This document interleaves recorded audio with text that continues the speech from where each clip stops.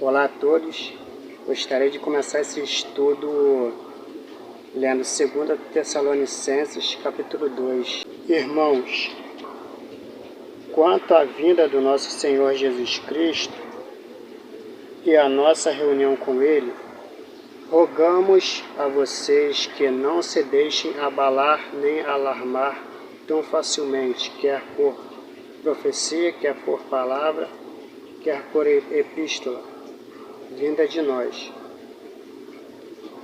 supostamente vinda de nós, como se o dia do Senhor já estivesse chegado.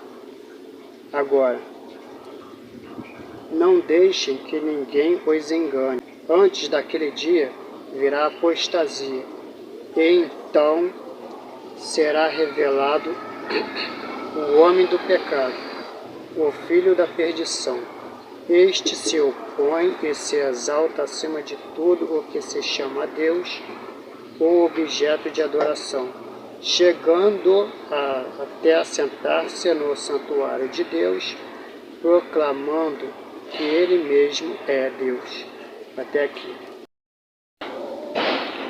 O que acontece é que muitos pré-tribulacionistas usam este texto de 2 Tessalonicenses para querer validar a sua doutrina pré.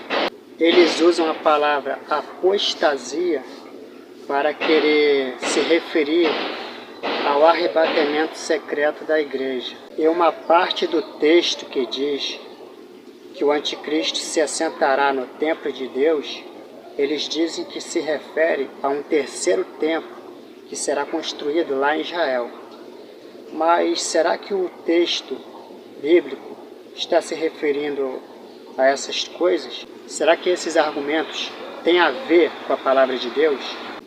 O que é o real sentido da palavra apostasia? E o que é o real sentido bíblico para a expressão chegando até assentar-se no santuário de Deus, proclamando que Ele mesmo é Deus? Bom, é sobre estes dois temas que eu irei fazer o estudo hoje. Eu, como sou pós-tribulacionista, vou argumentar sobre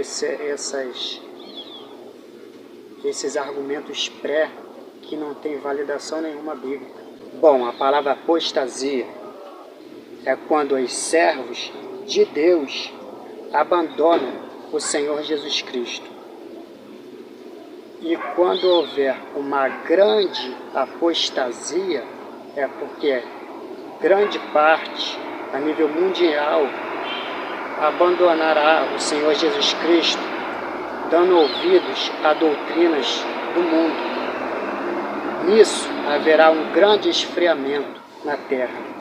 E com isso o anticristo vai se sentir livre para se assentar no trono de Deus. E quando isso ocorrer, irá acontecer a manifestação do anticristo. E o texto também diz assim, que ele se assentará como Deus no trono de Deus, querendo parecer Deus. Eles grifam a expressão trono de Deus para dizer que o trono de Deus se refere a um terceiro templo que será construído lá em Israel. Se vai construir ou não, a questão não é essa. A questão é que o texto bíblico está se referindo a isso, que vão construir um terceiro templo lá em Israel? Não está. O texto não se refere a isso. Gente, onde é o templo de Deus? O templo de Deus é onde Deus habita.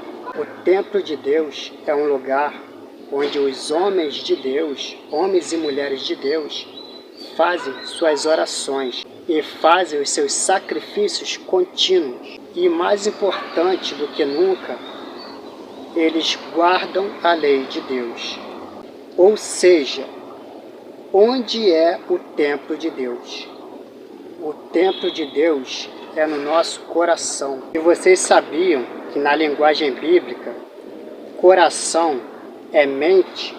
Isso mesmo. Em Salmos 116, versículo 11, diz assim: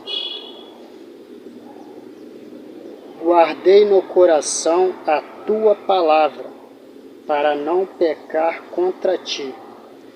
A palavra guardar implica em memorizar.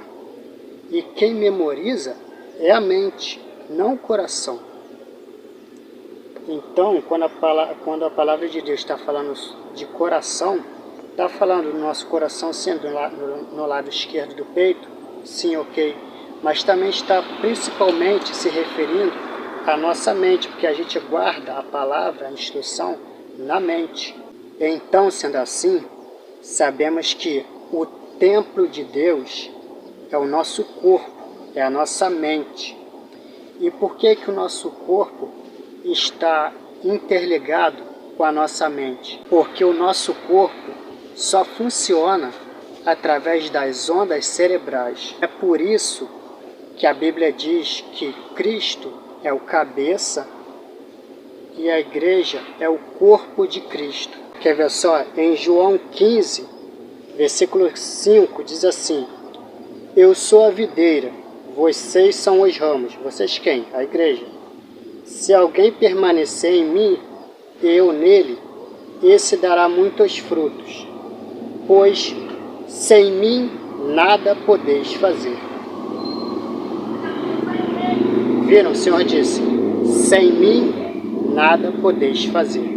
Por que sem mim, ou seja, sem Cristo, nada podeis fazer? O Senhor Jesus Cristo é o cabeça do corpo.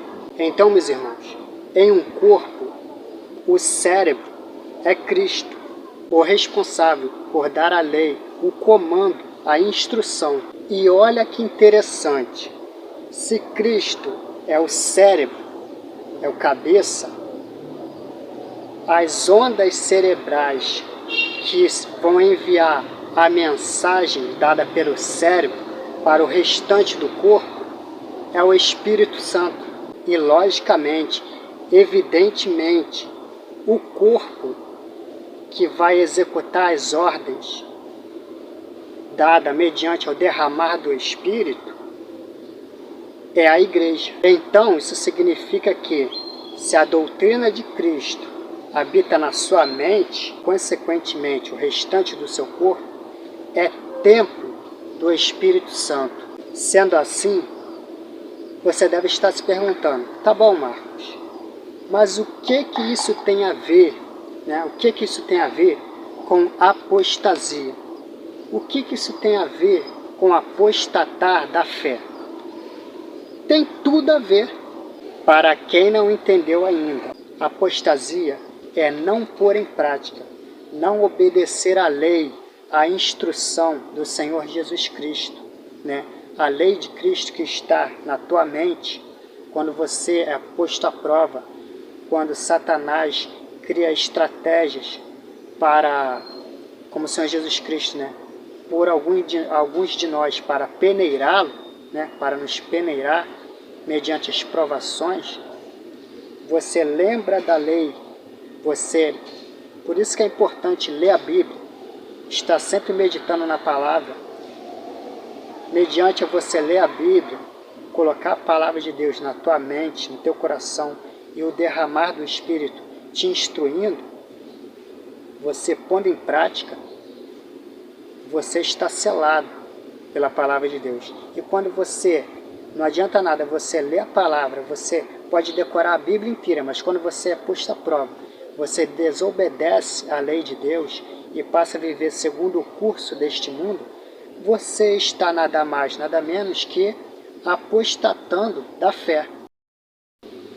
E quando isso ocorre, a pessoa, passa então a dar lugar a espíritos enganadores. Em Tiago, capítulo 4, versículo 7, diz assim: portanto, submetam-se a Deus, resistam ao diabo, e ele fugirá de vocês. Eu vou ler para vocês então 1 Timóteo, capítulo 4, versículo 1 ao 7, que diz assim: o Espírito diz claramente que nos últimos tempos alguns abandonarão a fé e seguirão espíritos enganadores e doutrinas de demônios.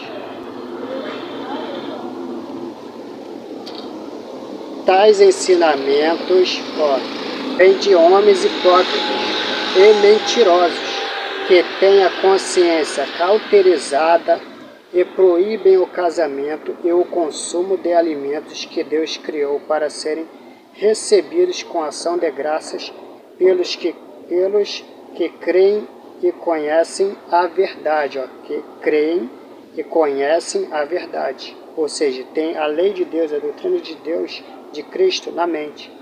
Pois tudo o que Deus criou é bom, e nada deve ser rejeitado, se for recebido com ação de graças, pois é santificado pela palavra e pela oração. Se você transmitir essas instruções aos irmãos, será um bom ministro de Cristo Jesus, nutrido com a verdade da fé e da boa doutrina que tem seguido. Boa doutrina que tem seguido. Ou seja, você lê a palavra, você é instruído na doutrina de Cristo, mas fica só a lei de Deus só na tua mente? Não. Você tem seguido, ou seja, tem posto em prática aquilo que você tem aprendido na palavra de Deus ou mediante os ministros de Cristo. Você não aprende, você não simplesmente aprende, você aprende e põe em prática. Nutrido com as verdades da fé e da boa doutrina que tem seguido. Rejeite, porém, as fábulas profanas e tolas. Agora vamos ser bonzinhos e vamos dar uma ajuda, né? Vamos dar uma ajuda à doutrina pré-tribulacionista. Como assim, Marcos? Vamos grifar a palavra apostatarão alguns da fé e trocar por arrebatamento secreto da igreja, ou seja, distorcer por arrebatamento secreto da igreja. Vamos ver se a frase faz algum sentido. Eu vou ler só 1 Timóteo, capítulo 4, eu vou ler só do 1 ao 2, e na palavra abandonarão a fé, ou apostatarão alguns da fé, eu vou trocar por arrebatamento secreto da igreja. Vamos ver se dá certo isso. Eles não gostam de distorcer? Vamos distorcer para ver se vai dar certo. O Espírito diz claramente que nos últimos tempos alguns serão arrebatados secretamente e seguirão espíritos enganadores e doutrina de demônios, pois tais ensinamentos vêm de homens hipócritas e mentirosos, que têm consciência cauterizada. Vamos ler de novo, hein? O texto original diz: o Espírito diz claramente que nos últimos tempos alguns apostatarão da fé e seguirão espíritos enganadores e doutrinas de demônios. Agora vamos trocar apostatarão alguns da fé por arrebatamento secreto da igreja. O Espírito diz claramente que nos últimos tempos alguns serão arrebatados. A igreja será arrebatada secretamente, pois seguirão quem? A igreja. Pois a igreja seguirá, espíritos enganadores e doutrinas de demônios. Tais ensinamentos vêm de homens hipócritas e mentirosos que têm a consciência cauterizada. Você vê que nem distorcendo a palavra para tentar ajudar eles nesse negócio de arrebatamento secreto, você vê que não deu certo, você vê que não bate, você vê que não tem nada a ver. Mas mesmo assim, você vê que realmente é como a Bíblia diz, como o apóstolo Paulo disse, eles estão com a mente cauterizada. Você distorce a palavra para tentar ajudar eles, mesmo assim você vê que não faz sentido nenhum o que eles instruem, o que eles ensinam. Agora vamos para Romanos 10, versículo 1 ao 10. Irmãos, o desejo do meu coração e a minha oração a Deus pelos israelitas é que eles sejam salvos. Posso testemunhar que eles têm zelo por Deus, mas o seu zelo não se baseia no conhecimento. Portanto, ignorando a justiça que vem de Deus e procurando estabelecer a sua própria justiça, né?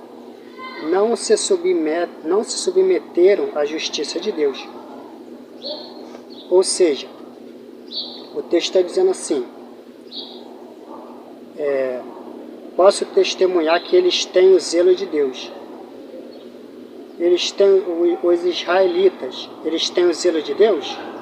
O apóstolo Paulo está dizendo que sim, que eles têm. Porém,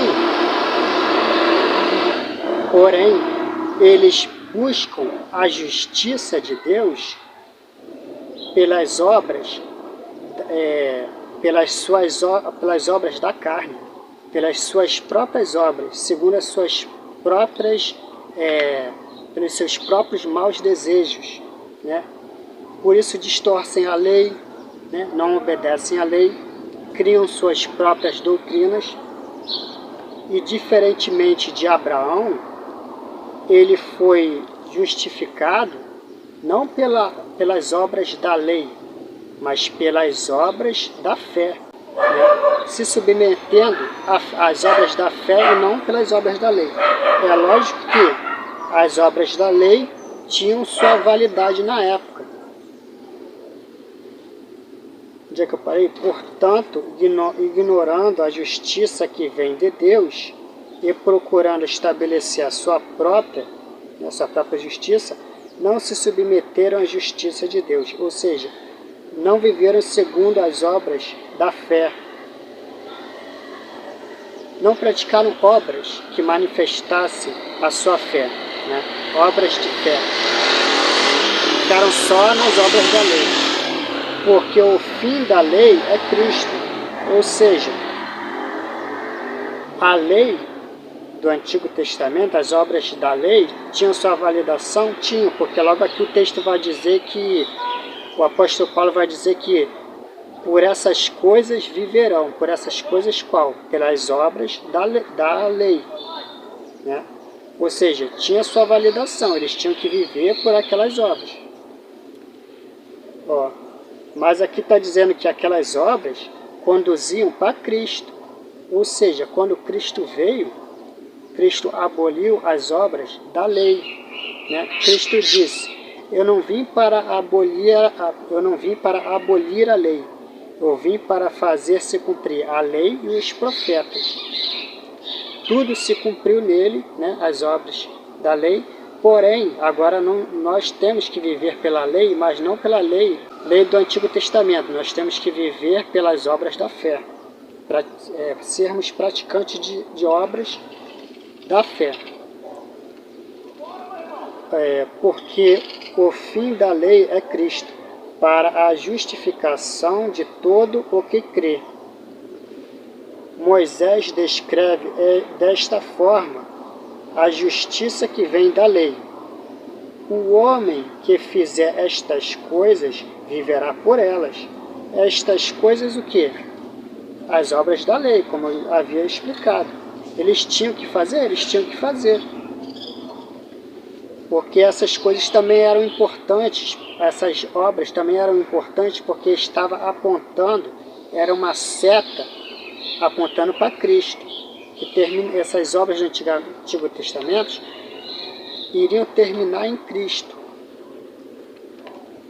Mas isso não significa que essas obras terminarem em Cristo, que você não tem que ter obras, que você não tem que ter renúncia você não tem que viver em obediência. Mas a justiça que vem da fé diz, a justiça que vem da fé, ou seja, as obras da fé diz, não diga em seu coração quem subirá aos céus, isto é para que Cristo desça, para fazer Cristo descer, ou quem descerá ao abismo, isto é para fazer subir dentre os mortos. Ou seja, não dizer em teu coração estas coisas é você não aceitar Cristo como seu único Salvador. Eles não aceitam até hoje as coisas que Cristo fez. Cristo que desceu do céu, né? A palavra de Deus diz, ninguém subiu ao céu senão aquele que de lá desceu. Cristo, ele já desceu do céu, se fez carne, cumpriu toda a lei e os profetas, morreu na cruz carregando todos os nossos pecados, foi para o Hades, né? Venceu a morte porque não habitava nenhum pecado em Cristo. Em Cristo nunca habitou nenhum pecado. Então, logo, se Cristo não tem pecado, nunca teve, nem nunca terá, quando ele morreu, o espírito da morte não teve nenhum poder sobre Cristo, não conseguiu aprisionar Cristo, porque a palavra de Deus diz, o salário do pecado é a morte, ou seja, quando você pratica o pecado, você passa a ter uma dívida, né, com a morte, você paga essa dívida morrendo. Cristo morreu, né? Teoricamente, Cristo não poderia morrer porque Cristo não teve nenhum pecado. Mas então por que Cristo morreu? Por causa que, mesmo ele não tendo pecado, ele colocou sobre si os nossos pecados. É o justo morrendo pelos injustos, né? É o justo pagando pelos injustos, pagando pelos nossos pecados. Então a morte pôde tirar a vida dele. Porém, quando ele chegou no Hades, no mundo dos mortos, o espírito da morte não teve poder sobre ele para aprisionar o Senhor Jesus lá, porque Cristo nunca teve pecado. Ele carregou os nossos pecados. Entendeu? É diferente. Cristo ter pecado é diferente do que Cristo carregar, colocar sobre si os nossos pecados. Cristo não teve pecado, nunca pecou, nem nunca pecará. Porém, quando ele morreu, ele só pôde morrer porque ele colocou sobre si as nossas dores, os nossos pecados, os nossos erros. Porém, quando ele chega lá no mundo dos mortos, o espírito da morte não tem nenhum poder sobre ele, porque sobre ele nunca houve pecado. Então, ele tira o poder e a autoridade daquele lugar, daquela cadeia espiritual. E o Pai aceita o sacrifício do Filho e o ressuscita. E lhe dá a chave de Davi, que é a autoridade sobre tudo que há no céu. Ele dá... Caramba, cara. Isso daqui, ó. Na minha boca. Na hora que eu tava falando. Mas vamos lá. Até me perdi onde é que eu tava aqui. Mas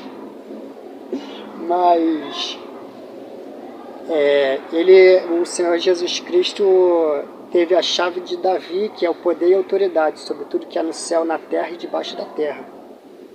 Então, o Senhor Jesus Cristo, ele sempre teve autoridade sobre as coisas do céu. Sobre as coisas da terra, Satanás roubou a autoridade que Deus tinha dado para o homem, lá no Éden, lembra? Que enganou Eva. Eva foi usada por Satanás e enganou o esposo. A morte entrou por Adão. E daí Satanás seguiu enganando. Primeiro Satanás enganou, depois Satanás roubou. Roubou o quê? O poder e a autoridade que Deus tinha dado para o homem. E depois ele matou o homem, introduzindo a morte no homem. Então, ele roubou esse poder e essa autoridade que Deus tinha dado. Quando Cristo cumpre todos esses sacrifícios, o Senhor Jesus Cristo, ele retoma, ele pega para si a autoridade, ele retoma a autoridade que Deus já tinha dado para o homem, e retoma a autoridade. E agora Cristo não só tem autoridade, como sempre teve, sobre as coisas do céu, passa a ter autoridade sobre as coisas da terra e, como um plus, digamos assim, passa a ter autoridade sobre as coisas debaixo da terra, que é o mundo dos mortos, que é o Hades ou Sheol, né? Que é diferente de que muitos pregam, inclusive muitas igrejas pregam que quando nós morrermos, nós vamos para o céu, né? Que a nossa alma está no céu. Não estaremos debaixo da terra, e a terra é dividida entre seio de Abraão e o lugar de tormento, como diz lá em Lucas 16, né, a parábola do rico Lázaro. O seio de Abraão, tanto o seio de Abraão como o lugar de tormento estão debaixo da terra, são lugares espirituais. E o lugar de tormento são cadeias espirituais, pessoas que estão lá pagando, como diz, se não me engano, em Mateus 5, eu acho, né, que o Senhor Jesus Cristo diz, e não sairá até que pagarem até o último centavo. Está falando das cadeias espirituais. E tem também o seio de Abraão, que lá ninguém está pagando nada, lá é o local de descanso, de desfrute, aguardando até o dia da redenção. Mas eu até já me perdi, vamos ler aqui, para não ficar muito grande. Cadê? Moisés descreve desta forma a justiça que vem da lei. O homem que fizer estas coisas viverá por meio delas. Mas a justiça que vem da fé diz, não diga em seu coração quem subirá aos céus, isto é, para fazer que Cristo descer, ou quem descerá ao abismo, isto é, para fazer que Cristo subir dentre os mortos. Cristo já subiu dentre os mortos, né? Mas o que ela diz, a palavra está perto de você. A palavra está perto de você, está aqui na minha mão. E está aí, você está ouvindo. E se você não tiver a Bíblia, é só digitar aí no Google ou no YouTube aí que tem a palavra. A palavra está perto de você. Esta está em sua boca e em seu coração, viu? Está em sua boca e em seu coração. É quando você lê a palavra, você se instrui na palavra, a palavra fica na sua boca, fica no seu coração, ou seja, na sua mente. Isto é a palavra da fé que estamos proclamando. Se você confessar com sua boca que Jesus é o Senhor e crer em seu coração que Deus o ressuscitou dentre os mortos, será salvo. Pois com o coração se crê para a justiça e com a boca se confessa para a salvação. Pois com o coração se crê para a justiça. Com o coração, com a mente. Como assim se confessa? Com o coração se crê para a justiça. Como eu te disse, Satanás nos colocará à prova, né? Como o Senhor Jesus Cristo disse, colocará alguns de vós para peneirá-los, né?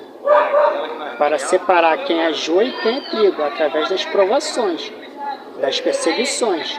E quando você tem a palavra de Cristo, a doutrina de Cristo, a instrução de Cristo no seu coração, ou seja, na sua mente, você quando for tentado, você lembra da palavra e o Espírito que é derramado sobre nós nos instrui e você, por livre e espontânea vontade, escolhe obedecer a palavra de Deus e não viver segundo a carne, negar a tua carne e viver segundo o Espírito, você está pondo isso em prática. Pois com o coração se crê para a justiça. Você está crendo com o coração. Como? Você está sendo posto à prova, você está sendo tentado por Satanás, mas você lembra da lei. Por mais que você se ire, você fique com raiva, você fique com depressão, você sinta vontade de pecar, seja qual for o tipo de pecado, que você esteja sendo posto à prova, você lembra da lei e você passa a não viver segundo a carne, mas segundo a lei do Espírito. E você fazendo isso, você está pondo isso em prática, pois com o coração se crê para a justiça, e com a boca se confessa para a salvação. Você está instruindo pessoas, você está ensinando pessoas, você está corrigindo pessoas que estão no erro, que estão no pecado, e você está falando, ô fulano, está errado, isso vai te levar para o inferno. É isso que o texto quer dizer, e você fazendo isso, e as pessoas te ouvindo, você está imprimindo a justiça do reino dos céus aqui na terra. Cada pessoa que se converte, cada pessoa que nega a si mesmo em decorrer do Evangelho do Senhor, que é proclamado por quê? Pela boca, né? É isso que o texto está dizendo, né? Com a boca se confessa para a salvação. Mas agora vamos voltar para o tema que é específico desse vídeo, que é a apostasia. Então, quando o povo de Deus permitir que seja deixado a lei, a doutrina de Cristo do seu coração, ou seja, da sua mente, aí estará acontecendo a apostasia. Aliás, isso já acontece hoje, sempre aconteceu. Muitos homens e mulheres de Deus começaram, instruídos na palavra, mas depois fraquejaram, deram ouvidos a espíritos enganadores, e por não praticar aquilo que está escrito, se desviaram do caminho. E com isso houve um grande esfriamento entre essas pessoas. Isso sempre ocorreu, pessoal, isso sempre ocorreu e sempre ocorrerá. A grande apostasia é que isso acontecerá em grande proporção, em proporção mundial. Porque o nosso cérebro só guarda aquilo que está sendo posto em prática. Tudo aquilo que não está sendo posto em prática, o nosso cérebro entende que não é relevante ficar armazenando, guardando. Quando você aprende algo, não só a palavra de Deus, tudo aquilo que você aprende e você não coloca em prática, com o tempo o nosso cérebro entende que aquilo não é relevante para ser armazenado, para ser guardado. E consequentemente, o cérebro vai eliminando para, é como se fosse um HD, né? Como se fosse um pendrive, para dar mais espaço para que mais coisas possam ser guardadas, armazenadas. E isso logicamente acontece com a palavra de Deus. Você lê a palavra, você se instrui a palavra, porém você não coloca em prática, o nosso cérebro entende que mesmo você tendo aquela palavra no coração, ou seja, na tua mente, você não está pondo em prática, o nosso cérebro vai eliminar esses ensinos, essa instrução, e vai dar um espaço no teu cérebro para que mais coisas possam ser armazenadas. E, consequentemente, caindo no esquecimento, e em determinados casos, dependendo das coisas que você passa a praticar, que sejam imorais, conforme você vai dando ouvidos a espíritos enganadores, o Espírito de Deus pode passar a não habitar mais em você. Vocês sabiam disso? E quando isto ocorrer, ou seja, quando esta enorme apostasia acontecer, que apostasia é essa?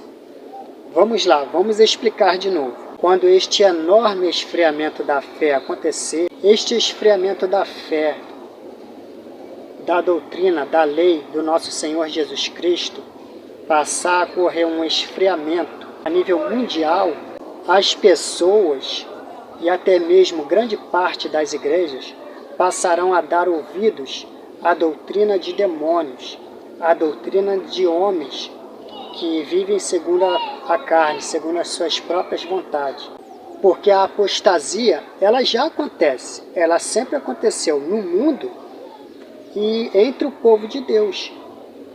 Muitos se desviaram do caminho. Isso daí não é novidade para ninguém. A diferença é que isso acontecerá no fim dos tempos a nível mundial, Muitas pessoas, inclusive dentro das igrejas, irão se desviar da verdade e darão ouvidos a espíritos enganadores.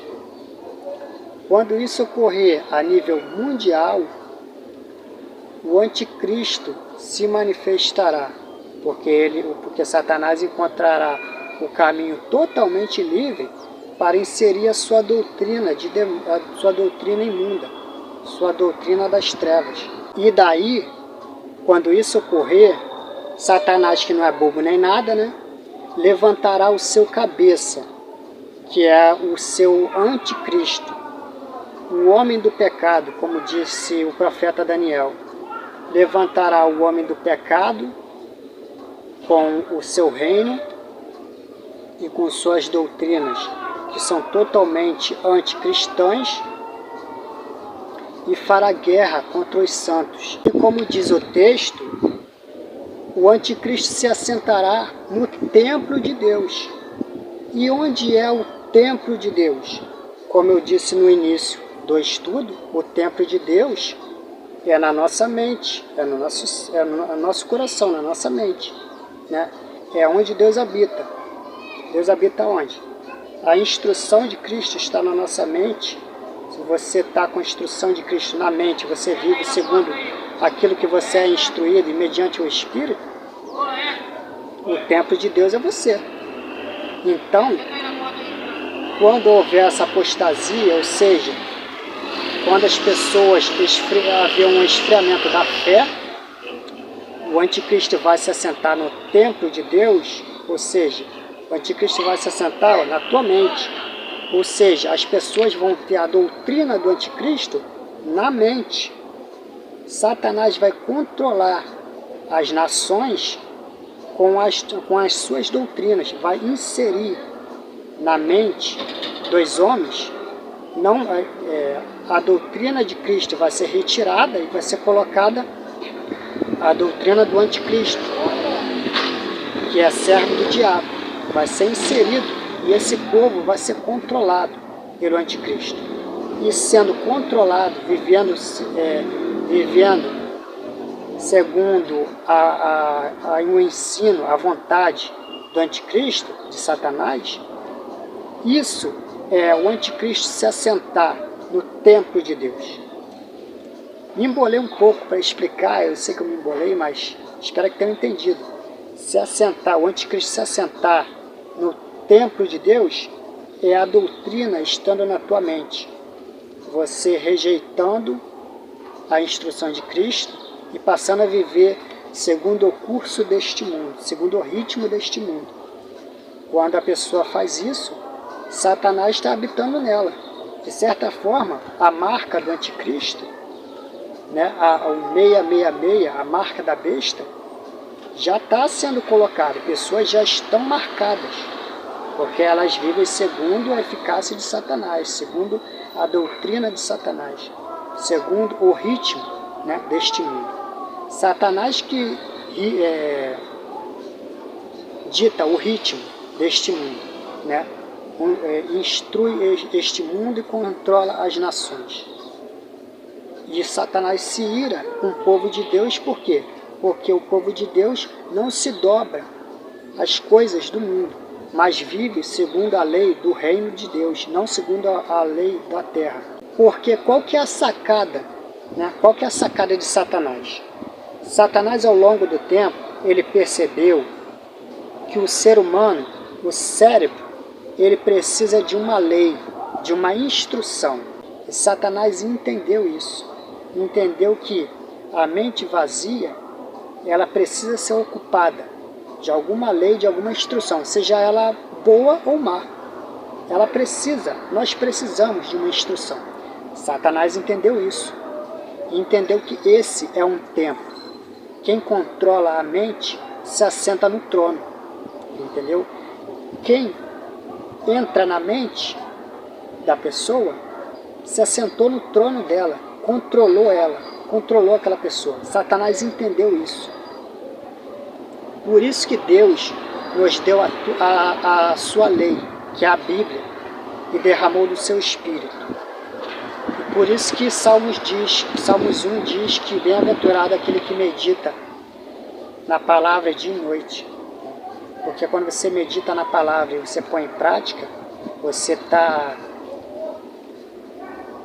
enchendo o seu cérebro, a sua mente, de coisas que Deus aprova, que Deus se agrada. E quando você faz isso, é impossível você ser condenado, se você persistir assim até o fim. E, consequentemente, fazer se cumprir aquilo que está escrito em Gênesis, capítulo 3, versículo 16. Vamos dar uma lida. Deus dando um mandamento para Eva. Seu desejo será para o seu marido, e ele a dominará. Quando nós lemos isso, nós pensamos que Deus está dizendo somente para Eva obedecer o marido. Aliás, ela caiu por isso, né?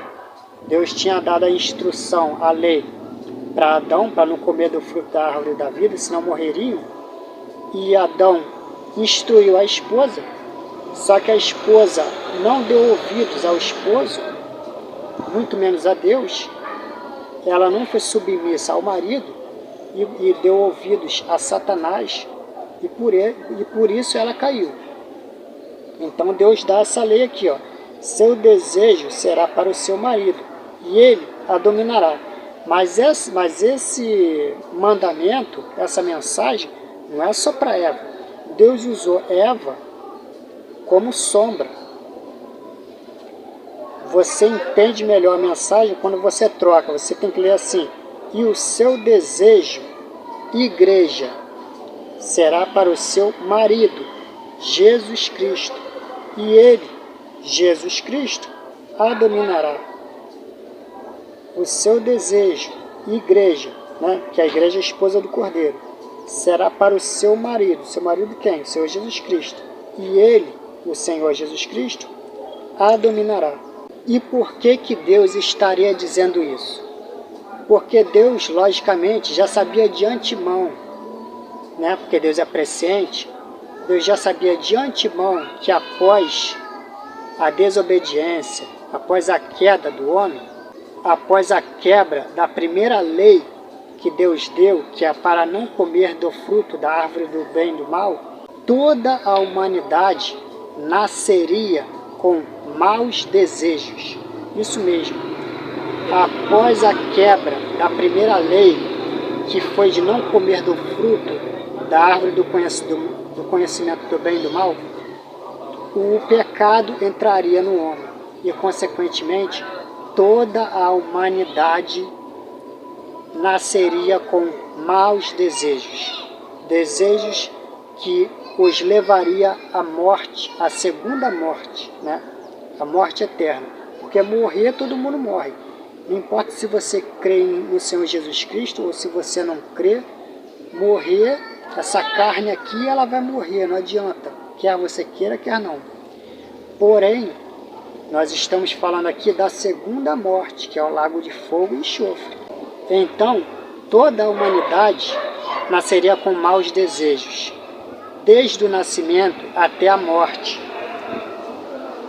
fruto da desobediência de Adão e Eva, lá no Éden. Porque todos nós somos pecadores, mediante o erro deles. Então Cristo se fez carne para consertar o erro do primeiro Adão. Cristo é o segundo Adão. Cristo veio consertar o erro do segundo Adão. E a igreja veio consertar o erro da primeira Eva. Se Cristo é o segundo Adão, nós, como igreja, somos a segunda Eva. O papel de Cristo é consertar o erro do primeiro Adão, e o papel da igreja é consertar o erro da primeira Eva. Qual foi o erro da primeira Eva? O primeiro e grande erro da primeira Eva foi não se submeter, não ser submissa ao esposo, ao marido.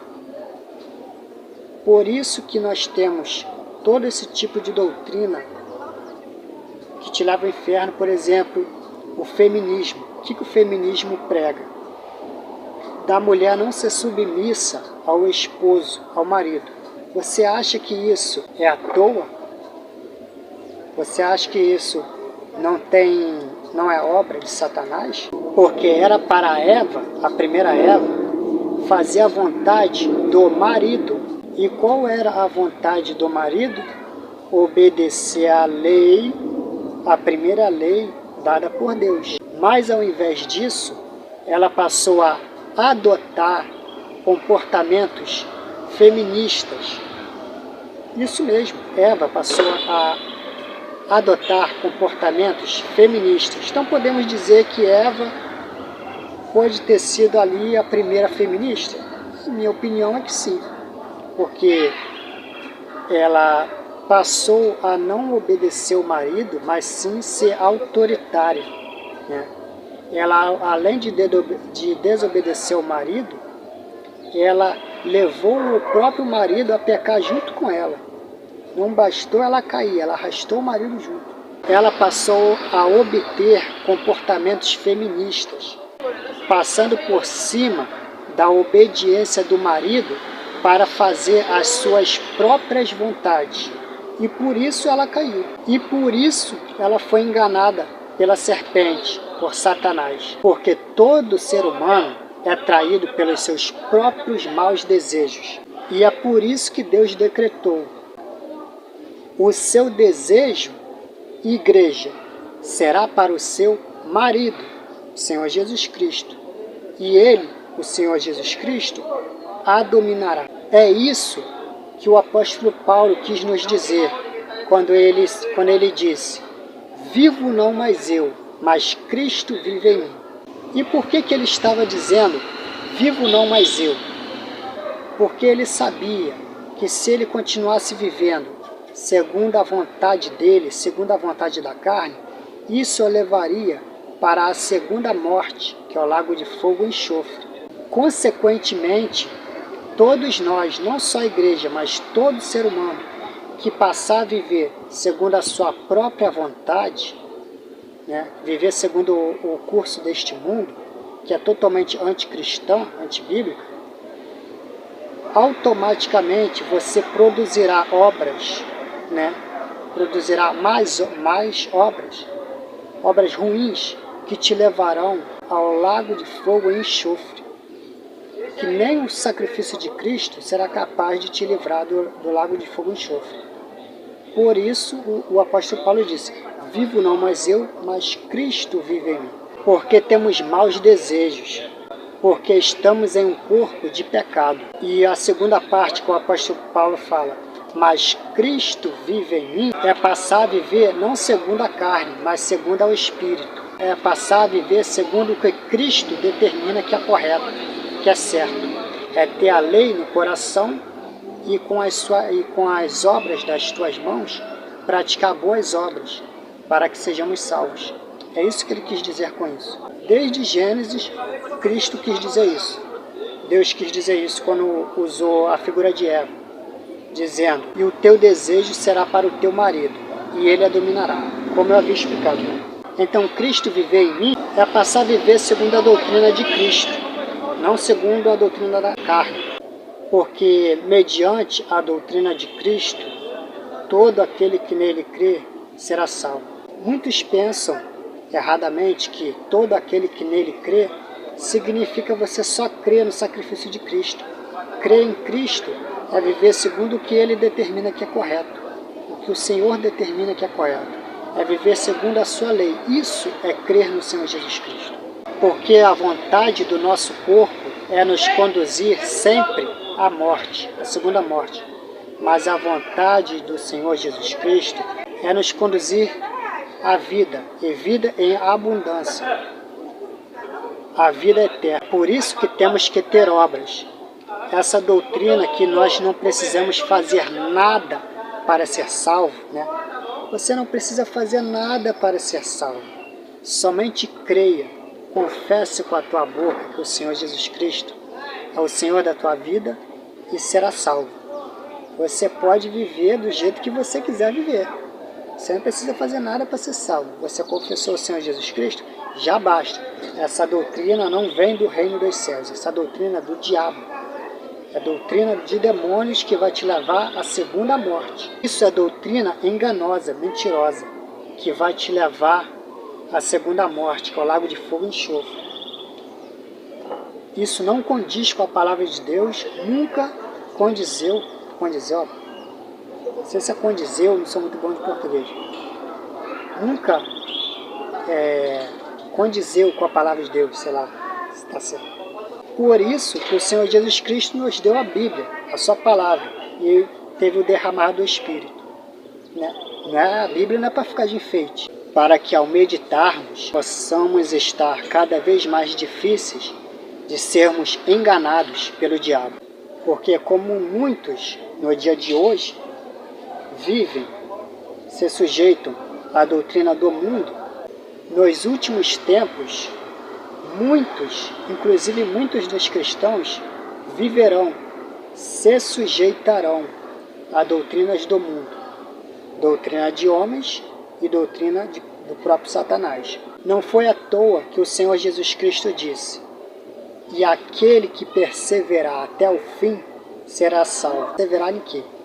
Perseverar no ensino dele, perseverar na doutrina de Cristo, perseverar negando a ti mesmo e vivendo segundo a vontade do Senhor Jesus Cristo.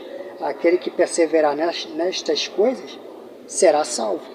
Os cristãos que não perseverarem a doutrina de Cristo apostatarão da fé, porque deram ouvidos à doutrina de demônios, ou seguiram os seus próprios maus desejos. Por isso mesmo que o Senhor Jesus Cristo disse: não ameis o mundo, nem tudo que no mundo há. Não ameis o mundo, não é que Deus está mandando você não amar o mundo, no sentido de não amar o próximo, não amar os animais, não amar as árvores, a floresta, né, a natureza. Não ameis o mundo é no sentido de não amar a doutrina que está inserida no mundo, que não condiz, a doutrina do mundo não condiz com a doutrina do reino dos céus. Por isso que o Senhor disse, não ameis o mundo, nem tudo que no mundo há. E aí, você deve estar se perguntando, se o Espírito de Deus é derramado somente sobre a igreja, como é que as nações vão ser salvas se o Espírito de Deus é derramado somente sobre a igreja e não sobre as nações ímpias?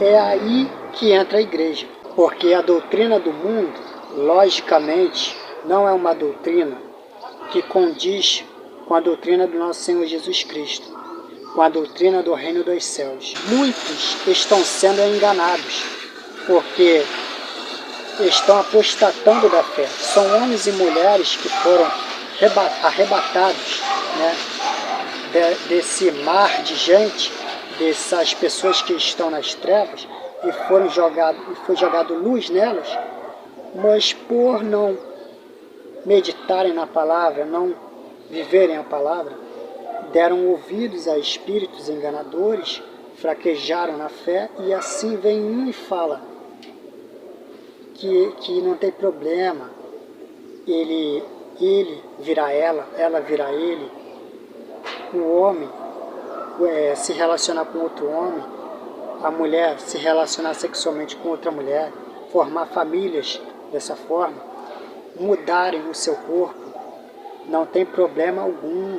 Deus aceita, Deus é amor, Deus é misericórdia, Deus aceita tudo, você pode tudo. E muitas pessoas acabam dando ouvidos a isso. Isto é apostasia também, tá? Isso também é apostasia, apostatar da fé. Se não voltarem atrás enquanto estão vivos, serão condenadas sim. Então, essa falsa doutrina, esse falso evangelho, que é o evangelho do Deus te ama do jeitinho que você é.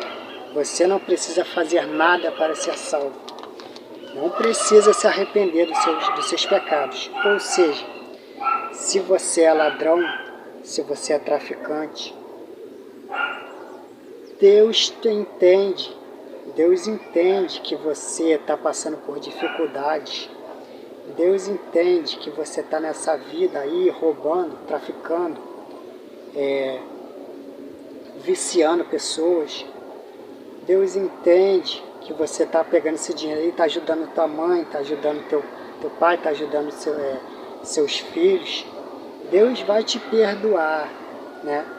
No fim, Deus perdoa tudo, Deus vai te perdoar, porque Deus é amor, amor absoluto. Deus aceita o homem do jeitinho que ele é, o homem com seus pecados. Deus aceita, ó, pode continuar. Quer roubar, rouba. Quer traficar, trafica. Quer beber, bebe. Porque Deus te aceita do jeitinho que você é. No fim, Deus vai aceitar. Deus vai entender. Mentira, engano. Tá? Engano, se não houver arrependimento, se não tiver obras que manifestem o seu arrependimento perante estas coisas que você faz, não basta se arrepender. Tem que se arrepender e praticar obras que manifestem o seu arrependimento. O que é isso, irmãos? É como o apóstolo Paulo disse: e aquele que roubava, não roube mais, antes trabalhe e ajude seu próximo. Você percebe que não basta se arrepender, não basta parar de roubar. O camarada roubava, ele parou de roubar, passou a trabalhar, e com o sustento dele, com o dinheiro dele, passou a ajudar outras pessoas, até porque é mais que digno. Ele passou uma vida inteira roubando, roubando as coisas dos outros, né? Trazendo todo tipo de tragédia na vida das pessoas. Nada mais justo que ele trabalhe e restitua aquilo que ele roubou das pessoas, né? Ele passou uma vida inteira com a mochilinha, viciando milhões de pessoas, ou com bar, ou sei lá o que, escravizando pessoas no álcool, nas drogas, todo tipo de droga, em casas de prostituição, escravizando mulheres, usufruindo de mulheres para bem próprio, para se enriquecer. Nada mais digno que ele passe a ter um trabalho digno, tenha dinheiro e ajude outras pessoas que precisam, aquelas mais obras que ele passou uma vida inteira fazendo. Não é simplesmente se arrependi e vou viver a minha vida do jeito que eu levava antes. Que arrependimento é esse? Né? É isso que o Senhor Jesus Cristo quis dizer. É preciso nascer de novo. E o papel da igreja é justamente esse, instruir. A Bíblia é bem clara. Tem que nascer de novo. Tem que ser uma nova criatura em Cristo para ser salvo. A pessoa, para ser salvo, ela tem que entender que ela precisa, ela necessita viver uma vida condizente com a palavra, pautada na palavra. Tem que voltar atrás e lutar contra a carne, até a morte.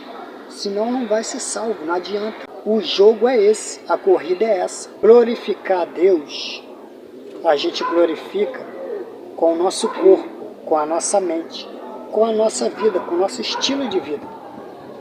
Quando você vive uma vida condizente com a palavra, se arrependendo, vivendo uma vida não segundo a carne, mas vivendo segundo o Espírito, você está glorificando o nome de Deus. E quanto mais pessoas vão se arrependendo, vão abandonando o ritmo desse mundo e vivendo segundo a doutrina, a instrução do reino dos céus, você está glorificando o nome de Deus. Você glorifica o nome de Deus, santificando o nosso corpo e fazendo com que a terra seja um lugar onde cada vez mais haja pessoas que busquem o arrependimento. Ou seja, fazendo com que mais pessoas não vivam uma vida segundo a sua própria vontade, segundo os seus próprios maus desejos, mas passem a viver uma vida segundo a vontade de Deus. O que Deus instruiu na sua palavra, na Bíblia, o que é correto ao homem e à mulher agirem neste mundo. Quando você faz isso, você instrui mais nações, você está glorificando o nome de Deus. Isso é glorificar o nome do Pai e o nome do Filho aqui na terra. Não é isso que o Senhor Jesus Cristo nos instruiu, nos ensinou? Pai nosso que estás no céu, santificado seja o vosso nome. aqui na terra, como ele é no céu. O nome do Senhor no céu já é santificado, mas ainda não é santificado na terra. A palavra de Deus, junto com o Espírito que é derramado sobre nós, nos instrui, nos capacita para que possamos viver uma vida, santificada, uma vida santa, para santificarmos o nome de Deus. E o que é santificar o nome de Deus? Quando as nações, e principalmente a igreja, estão vivendo segundo o curso deste mundo, elas estão blasfemando contra o nome de Deus. Elas estão profanando o nome de Deus aqui na terra. E como glorificamos o nome de Deus? Salmo 1, versículo 1 ao 3 diz assim: como é feliz aquele que não segue o conselho dos ímpios, não imita a conduta dos pecadores,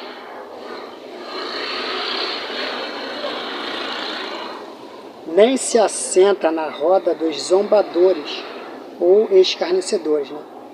Ao contrário, sua satisfação está na lei do Senhor, e nessa lei medita dia e noite. É como árvore plantada à beira das águas correntes, dá fruto no tempo certo, e suas folhas não murcham. Tudo o que ele faz prosperará. Entenderam? Não entenderam? Vou ler outro texto então, para ficar mais específico. Vou ler um outro texto. Em Hebreus 11, versículo 6, diz assim. Cadê? Sem fé é impossível agradar a Deus. E em Romanos 10, versículo 17, diz assim: a fé vem pelo ouvir. E em Tiago, capítulo 2, versículo 26, diz que a fé sem obras é morta. Ou seja, da nossa mente, vem a instrução, e das mãos vem a execução. Das obras das nossas mãos vem a execução. Da mente vem a instrução, e das obras das nossas mãos a execução. Então, quando você apostata da fé, você abre um espaço, você abre uma lacuna, um vazio, para que o diabo possa reprogramar a tua mente. Vocês entenderam? Por isso que é tão importante que haja uma apostasia perante toda a igreja, para que homens e mulheres de Deus dê brecha na mente, para que Satanás insira suas doutrinas e possa se assentar no trono, ou seja, na mente. E isso também está relacionado com a marca da besta, com 666, a marca da besta. Você acha que não? Com certeza. Pessoas, elas primeiro são marcadas na mente, ou seja, na doutrina. Satanás primeiro marca as nações inserindo doutrinas antibíblicas na mente dessas pessoas. Isso tem a ver com a marca da besta. É claro que no final dos tempos, eu creio que haverá sim uma marca física, uma marca visível, Pessoas serão marcadas visivelmente, fisicamente. Logicamente que eu creio nisso, mas desde que o mundo é mundo, pessoas nascem, pessoas morrem. Pessoas são levadas por doutrinas do mundo e pessoas se dobram à lei de Deus e são salvas. Essas pessoas não estão sendo marcadas? Você acha que Satanás não está imprimindo a sua marca, a marca da besta, nas nações? Ou você acha que a marca da besta só se refere lá para Apocalipse? Desde que o mundo é mundo, pelas suas más obras, pessoas são marcadas por Satanás, pelo anticristo. Lógico que no final dos tempos haverá sim uma marca física. Até porque, antes desta marca física, de lá de Apocalipse, o 666, você primeiro terá que receber uma marca espiritual. Isso mesmo, uma marca espiritual que é o espírito do anticristo. O povo de Deus recebe o espírito de Cristo, que é o Espírito Santo. E as nações que se revelam contra Cristo recebem a marca, recebem o espírito do anticristo. Essa já é a marca, porque através de terem sobre si a marca do anticristo, as obras das suas mãos trabalham não para as obras, mas para praticarem as anti-obras, as obras que vão te levar à condenação, à segunda morte. Então essas pessoas que persistirem, que continuam assim, elas já estão, de certa forma, já estão marcadas pela besta. Elas já estão marcadas. Você acha que não? Você acha que não tem pessoas já no nosso tempo que já estão marcadas pelo espírito do anticristo? Marcadas pela besta? É claro que tem. Você acha que Satanás é bobo? Você acha que o diabo vai esperar até chegar lá no Apocalipse para imprimir a sua marca física? Pessoas já estão sendo marcadas. Lá no Apocalipse, sim, vai haver uma marca física.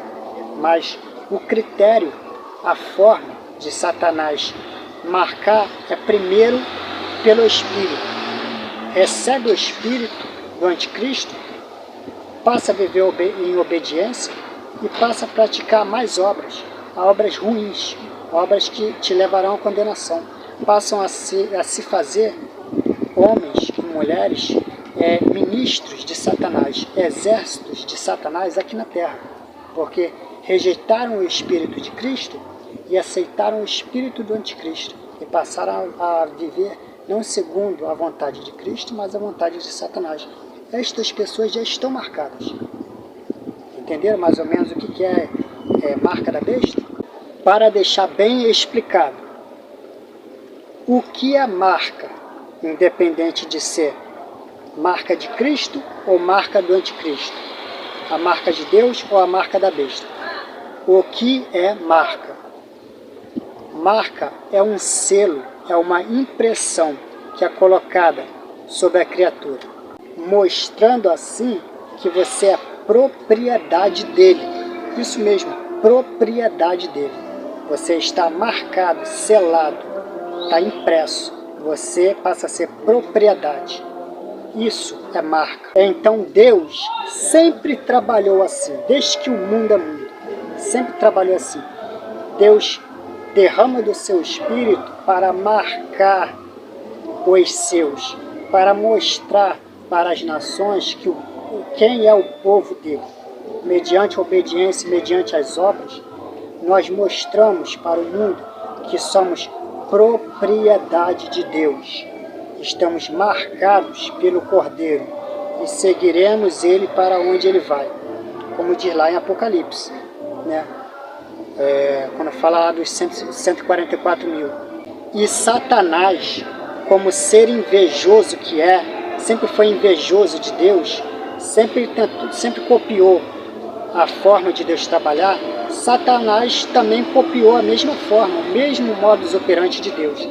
Ou seja, Satanás ele também derrama do seu espírito, que é o espírito do anticristo, sobre todo aquele que rejeita as leis de Deus, derrama do seu espírito e passa a colocar a sua marca, passa a colocar o seu selo, a sua impressão, mostrando que aquelas pessoas são propriedades dele, pessoas que são propriedades do próprio Satanás, o diabo, porque receberam não o Espírito do Senhor Jesus e rejeitaram o Senhor, deram brecha e passaram a receber o Espírito do Anticristo, alimentando a sua carne, vivendo segundo a carne, vivendo segundo o ritmo, o curso deste mundo.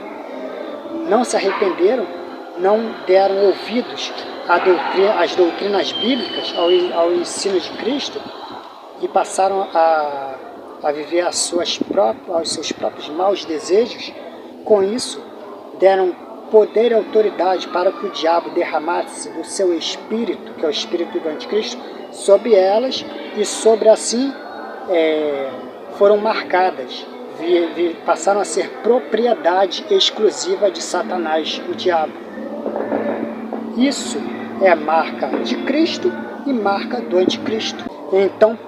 Então, para resumir, para deixar esclarecido sobre essa questão de marca, todo ser humano, mediante a submissão, a obediência, à doutrina, está aceitando, está declarando, você está permitindo ser marcado, seja por Cristo ou seja pelo anticristo. Como? Mediante a submissão, a obediência, à doutrina. Mediante a submissão, obediência à doutrina de Cristo, você recebe o Espírito de Cristo, que é o Espírito Santo, e você passa a ser você passa a ser marcado e ser conduzido a praticar obras das tuas mãos, obras condizentes à palavra de Deus. Mediante a sua submissão, obediência e doutrina do anticristo, você está no plano espiritual aceitando receber o Espírito, não de Cristo, mas o Espírito do anticristo, para que você pratique com as obras das tuas mãos a anti-obra, obras que são condizentes ao que Satanás instrui, doutrina, não que Cristo instrui, não a lei de Cristo, mas a lei do anticristo. Nessa guerra, é Deus da vida e o outro é Deus da morte, né? Um é o Deus que produz vida em abundância, vida eterna, e o outro é um Deus, uma espécie de Deus que produz morte, morte eterna. Um é Deus dos vivos e o outro é Deus dos mortos. Ufa! Estou chegando finalmente ao fim desse estudo. O estudo ficou grandinho, hein? Mas valeu a pena. Saí aí do foco várias vezes, eu sei, da mensagem, mas tudo vem a calhar, vem a acrescentar. Saí do foco, mas saí do foco instruindo sobre várias coisas, sobre marca da besta, né? Sobre vários assuntos. Então eu acho que vale a pena. Vou terminar aqui o estudo, finalizar lendo alguns textos, né? Finalizar preparei alguns textos aqui para vocês refletirem sobre o que foi estudado, e espero que vocês gostem e até a próxima.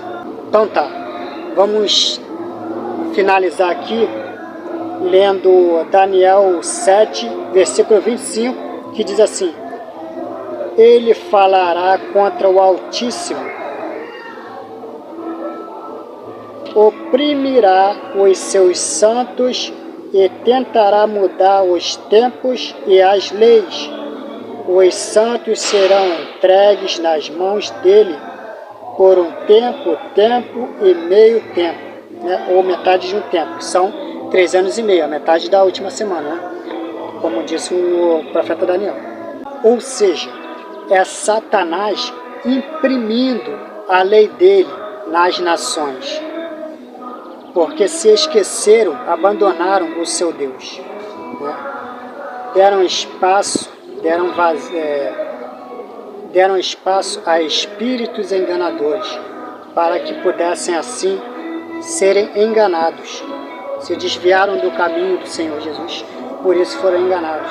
E por que foram enganados?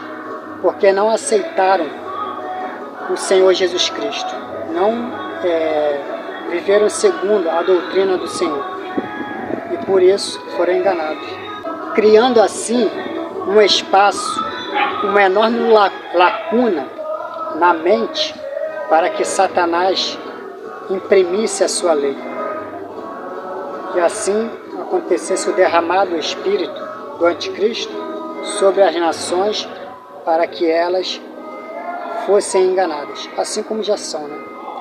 Assim como eu disse, acontece com o povo de Deus, que passa a ser apostasia.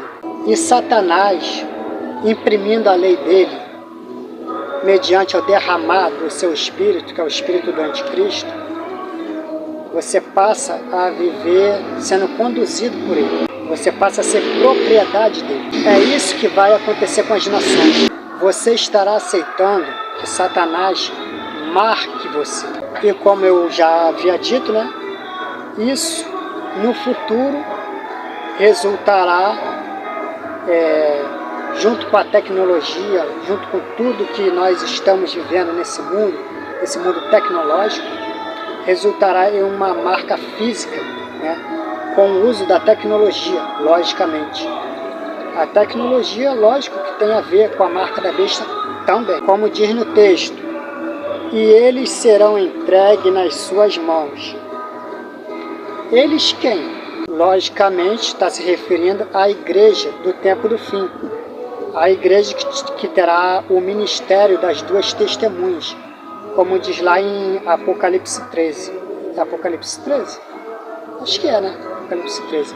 Fala das duas testemunhas que não são duas pessoas que vão pregar lá em Israel. Tá?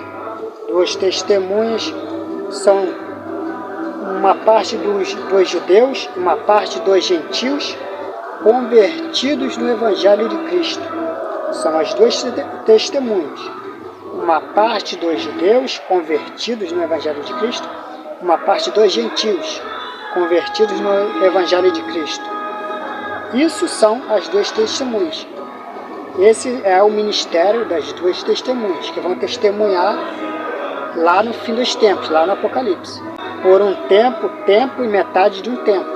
Ou seja, na metade da última semana. Agora eu vou ler outro texto. Agora eu vou ler Salmos 37, do 30 ao 31, que faz um contraponto de como nós devemos agir, tendo a doutrina de Cristo na mente, ou seja, no coração, para não sermos enganados por Satanás, pelo povo da besta, para não nos transformarmos, em vez de sermos exército de Cristo, povo de Cristo, não passarmos a ser exército do anticristo, nação, povos, línguas, tribos e nações ímpias, povos do anticristo. Né? Como que devemos agir? A boca do justo profere sabedoria, e a sua língua fala conforme a justiça. Ele traz no coração, ou seja, na mente, a lei do seu Deus. Nunca pisará em falso. É por isso que, se eu não me engano, acho que lá em Daniel, diz que, e se possível, enganaria até os eleitos. Por que a Bíblia está dizendo que, se possível, enganaria até os eleitos? Por que os eleitos não serão enganados? Por quê?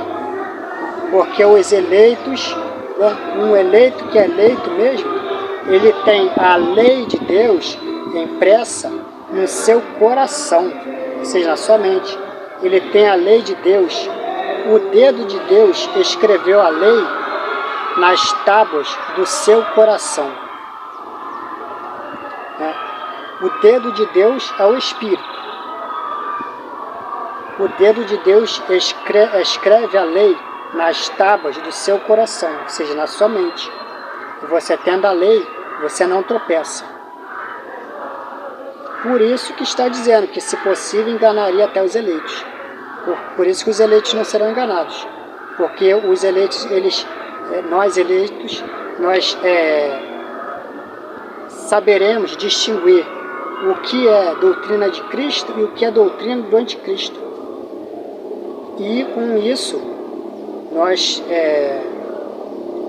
sendo conhecedores disso, o Senhor nos usará, assim como o Senhor nos usa, para instruir as nações, para que mais nações venham a ser salvas no tempo da grande tribulação. Bom, espero que tenham gostado do estudo. Foi bem grande, sei que vai dar um trabalho enorme para editar esse vídeo, mas está valendo a pena.